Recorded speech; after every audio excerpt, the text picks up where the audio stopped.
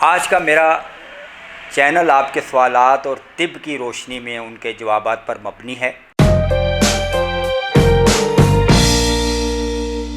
मोहतरम नाज़रीन, अस्सलाम वालेकुम।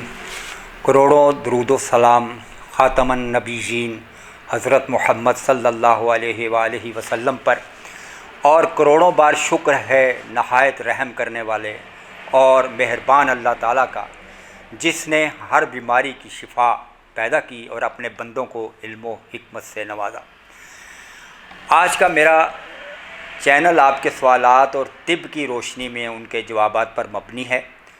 उसके लिए एक छोटी सी अर्ज़ है कि जब आप मुझे फ़ोन करते हैं तो फ़ोन ना किया करें, बल्कि व्हाट्सएप पे वॉइस मैसेज कर दिया करें, क्योंकि एक वक्त में इतने फ़ोन आ रहे होते हैं कि हर एक किसी का उसी वक्त जवाब देना जो है वो मुमकिन नहीं होता।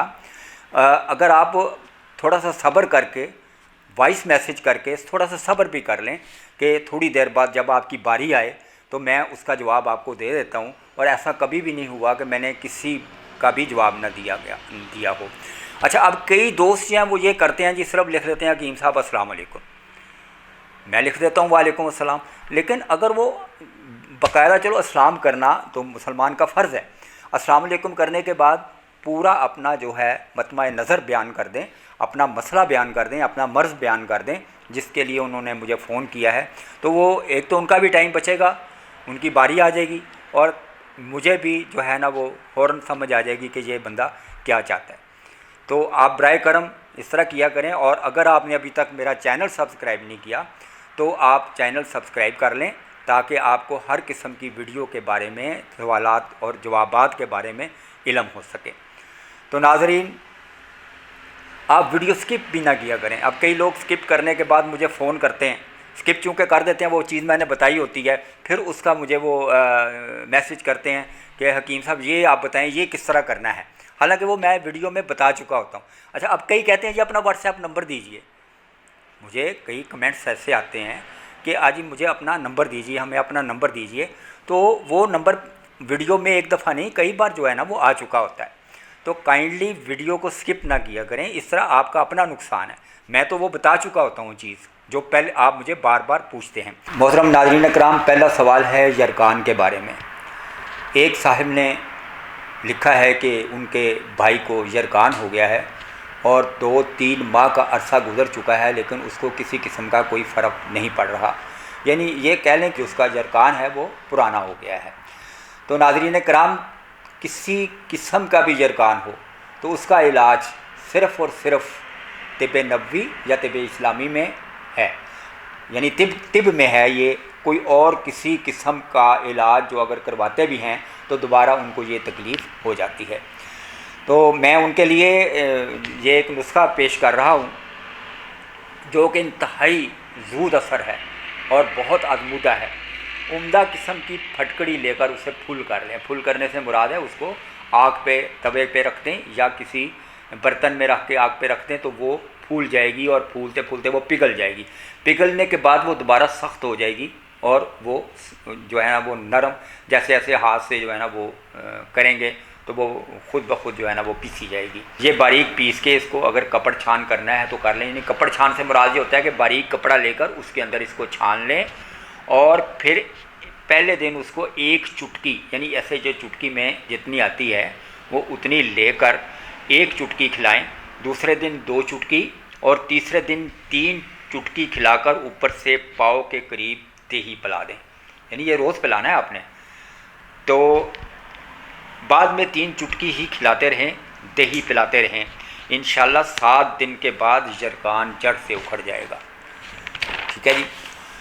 और ये सवाल भी बहुत से नाज़रीन ने किया है कि जिनकी उम्रें 15 से 20 साल के दरमियान हैं। उन्होंने कहा है कि रात सोने के बाद, यानी जब रात सो जाते हैं तो बिस्तर पर उनका पेशाब निकल जाता है।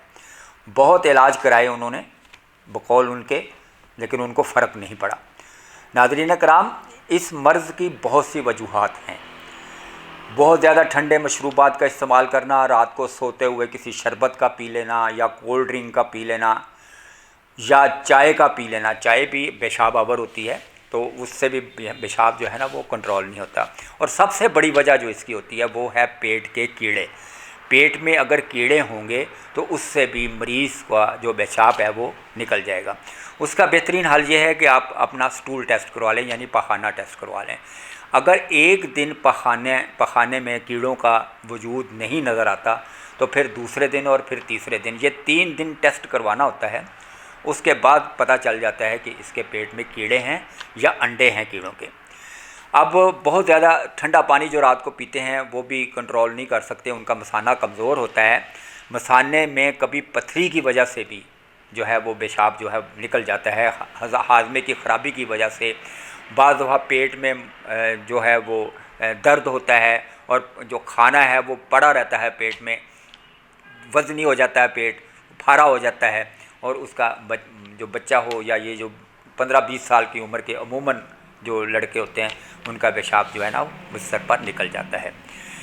ऐसे मरीज़ों को गर्म बिस्तर पे लटाना चाहिए। बेहतरीन इलाज ये है कि पहले पेट के कीड़ों का इलाज करें और बाद में मजून फ़लास्फा 1 चाय की चमची और उसमें कुश्ता पोस्त से बैदा मुरख चौथा हिस्सा चमची का डालकर उसको अच्छी तरह हल कर लें, उसको मिला लें और उसको सुबह शाम जो है वो खिलाएं।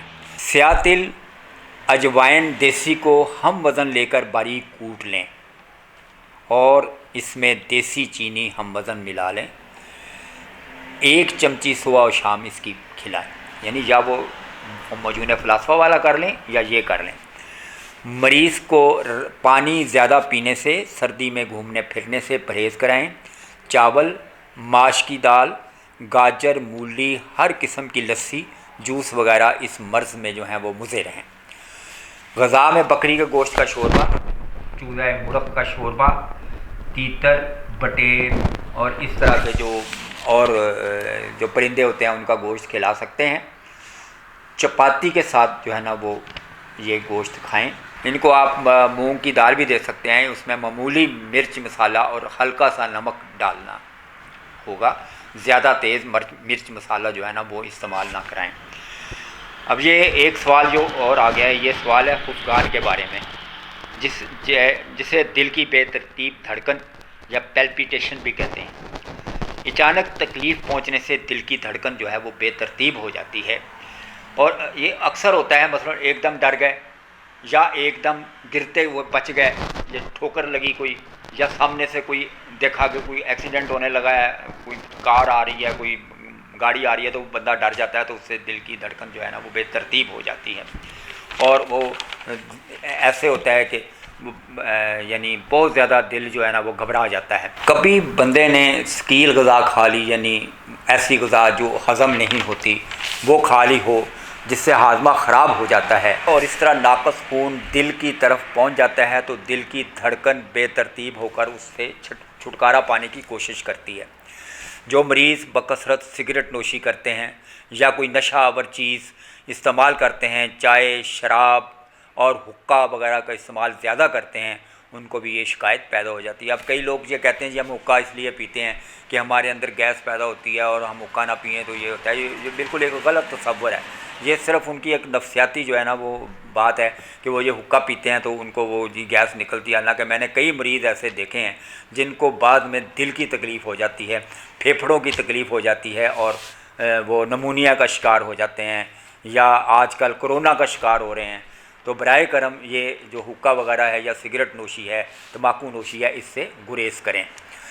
अलावा जी रंजो फ़िक्र, मुश्तज़नी और कसरत जमा दिमागी अमराज और दिमागी अमराज की वजह से भी दिल की धड़कन बेतरतीब होती है और जिस्मानी मेहनत ज़्यादा करने से, वज़न उठाने से या तेज़ चलने से भी दिल की धड़कन जो है ना वो बेतरतीब हो जाती है। बाज़ औक़ात तेज़ बुखारों और वबाई अमराज के बाद भी ये खुफगान की शिकायत जो है ना ये आम हो जाती है। इसकी अलामत क्या हैं? तेज़ चलने, सीढ़ियाँ चढ़ने या जोश और गुस्सा वगैरह से दिल बुरी तरह धड़कने लगता है और आँखों के सामने अंधेरा छा जाता है, पेशाब सुरख रंग का आता है और कब्ज़ की शिकायत हो जाती है और मरीज़ सुस्त हो जाता है। मैदे की ख़राबी की वजह से ये शिकायत हो तो अर्के सौंफ, अर्के पुदीना, अर्के इलायची, अर्के अजवाइन ये एक जैसे ले लें या एक एक बोतल लेके इनको सबको मिक्स करके रख लें और आधा कप में थोड़ी सी मिश्री मिलाकर पी लें, तो इंशाल्लाह इससे खुफगान को बहुत फ़ायदा पहुँचेगा। दिल की कमज़ोरी की वजह से अगर फ़र्ज़ किया ये मर्ज़ आपको है या किसी को है, तो आप दुआउल मिस्क मोतदिल सादा, ये करशी की और करशी की ही कारदिल गोली 2 अदद सुबह शाम खिलाएं। दुआउल मिस्क सादा जो है वो आधी चमची, और ये आप खाएं तो इंशाअल्लाह ताला बिल्कुल ये इससे जो खुफगान की शिकायत जो है ना वो दूर हो जाएगी। और अगर तबखीर मैदा की वजह से है, यानी तबखीर की वजह से है, गैस चढ़ती है और गैस की वजह से दिल की धड़कन बेतरतीब हो जाती है, तो वो फिर सफ़ूफ़ तबखीर करशी का बहुत बेहतर है इस सिलसिले में, तो वो आप इस्तेमाल करें। अगर कब्ज़ हो तो रात को सोते वक्त जो है इतनी ज़मानी जो है वो 1 चमची छोटी चाय वाली जो है ना वो खा लें, तो इंशाअल्लाह ताला ये शिकायत आपकी दूर हो जाएगी।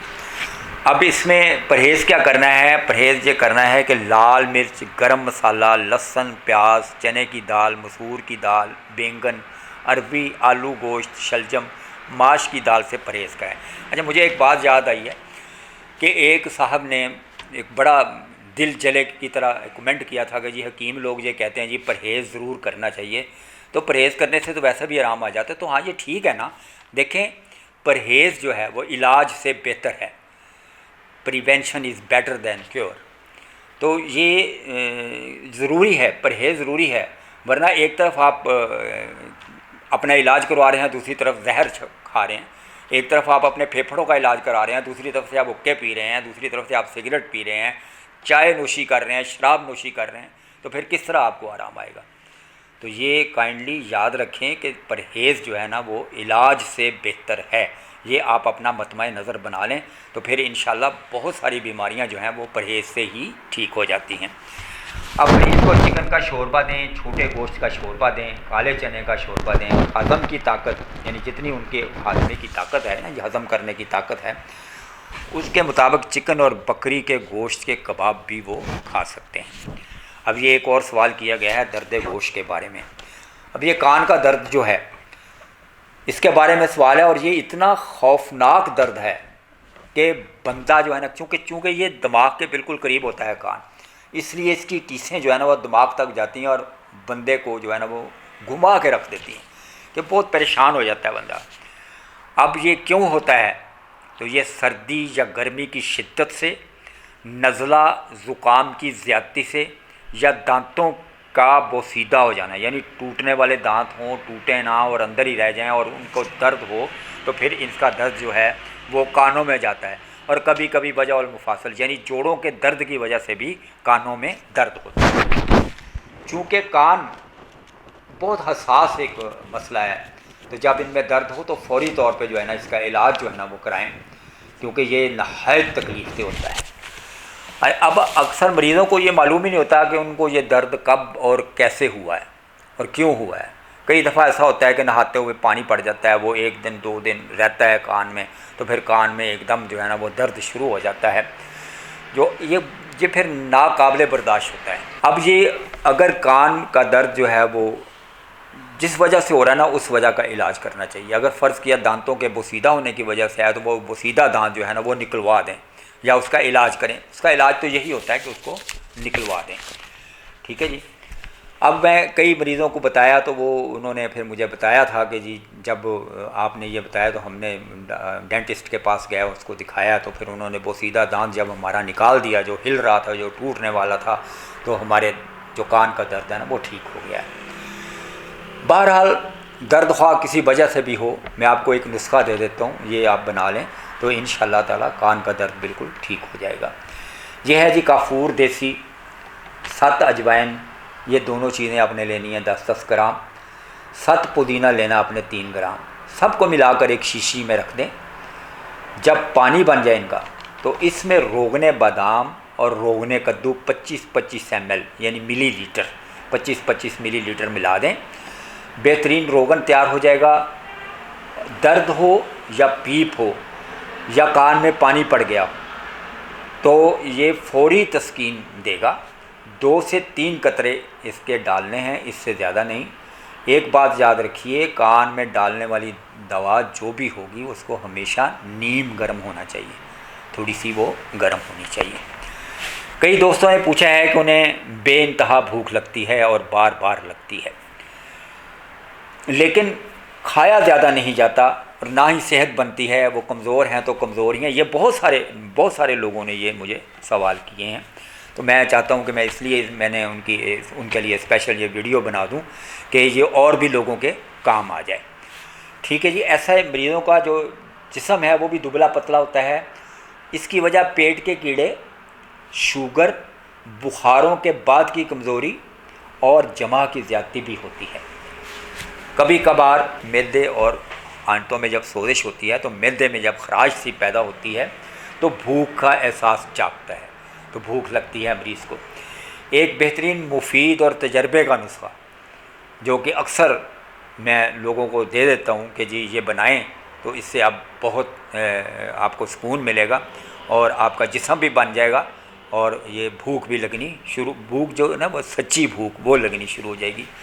ये जो झूठी भूख होती है कि जी भूख लगी है लेकिन खाया नहीं गया, वो ख़त्म हो जाएगी। लेकिन इससे पहले ये नुस्खा इस्तेमाल करने से पहले पेट के कीड़ों की दवाई जो है ना वो 3 रात ज़रूर खा लें। 3 रात ज़रूर खा लें। वो मेरी वीडियो है, वो देख लें आप, वो लिंक में दे देता हूँ मैं। तो उसमें जो कीड़ों की वीडियो है वो देखें, उसमें मैंने नुस्खा दिया हुआ है, बड़ा अच्छा नुस्खा है, वो बना लें तो उससे आपके पेट के कीड़े भी निकल जाएंगे। और उसके बाद जो है ना ये जो मैं नुस्खा बताने लगा हूँ ये इस्तेमाल करें। अच्छा, अब एक तो और बात याद रखना कि ऐसी ग़िज़ा नहीं देनी कि जिसमें शिकरी अज्जा यानी मीठे अज्जा ज़्यादा हों।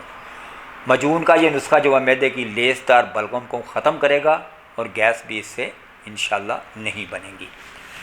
यह है तुख्मे करफस, तुख्मे गुज़र, तुख्मे सोया, सौंफ, किशनीस, अजवाइन देसी, हर एक 25 ग्राम।